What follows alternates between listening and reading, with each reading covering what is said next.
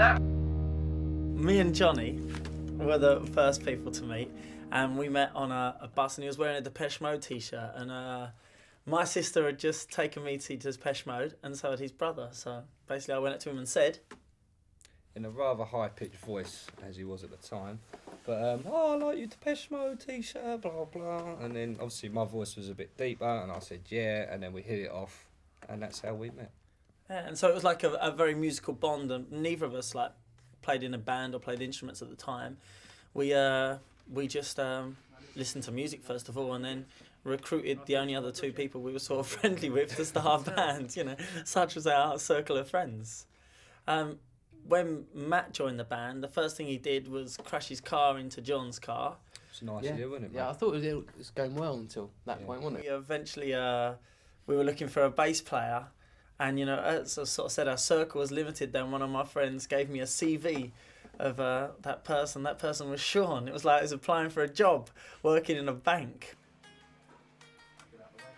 The initial impetus to start a band was going to see other bands, you know, bands of our age at the time, like 16, 17, and realising they were total rubbish, and then thinking perhaps there's going to be this void of the future. And also loads of people weren't into what didn't have as good taste and sophisticated taste as I like to think we had.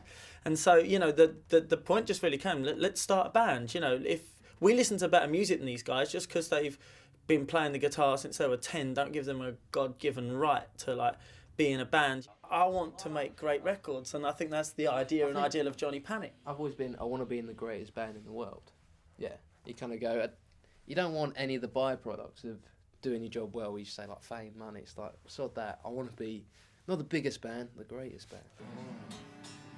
Well, we've been recording a song called The Rebel today, which is a song very much like sort of based around the idea of Too Much Too Young by the Specials, but trying to bring it up to date. You know, it's about sort of teenage life and hopefully making the right decisions so you have a bright future rather than a dull one sitting in watching television.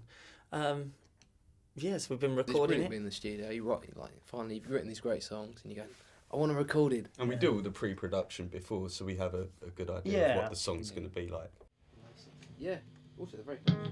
What do you think? Let's give it a try. Shall we? Yeah. It is exciting. I Now, think you'll go out the room for like half an hour, come back in, and one of the other guys is doing something else on the song, and it builds, and you know, you just get excited when you want to get the finished thing. Bands have the opportunity to sort of make a difference, perhaps even represent or speak for their generation, or more importantly, even speak for the, you know, like lay an example to the next generation, like the Specials, you know. And there sometimes has to be a blueprint, you know, there has to be something for people to aspire to and head towards. And I also understand what's right from wrong, because, you know, your parents are like such archaic sort of figures, and you know, most of the institutions that we grow up with, you know, we can't feel much for. But you know, when you listen to like the Arctic Monkeys or My Chemical Romance, there's some sort of like, you know, these guys are on my side, and these guys and girls are on my side. They represent me, and you know, I'd like to think that we're trying to do that, you know.